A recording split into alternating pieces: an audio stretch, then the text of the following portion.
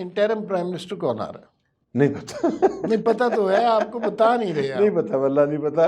और मेरी ख्वाहिश है कि ऐसा बने वज़ीर आज़म जिसके ऊपर लोग उंगलियां ना उठाएं और आके वो आज़ादाना, मुनसिफाना, गैर जानबदाराना इलेक्शन जो है उसका हल यकीनी बनाए।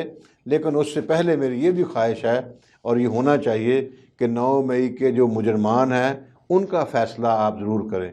अगर स्टेट ने ये ज़िम्मेदारी पूरी ना की और मौजूदा हुकूमत ने या केयर टेकर ने या जो इसमें इन्वॉल्व है, हमारी स्टैब्लिशमेंट है, इनकी ये ज़िम्मेदारी है कि ये मुल्क के जो दुश्मन हैं, जो साजिशी हैं, इनको कैफ़रे किरदार तक पहुँचाएँ।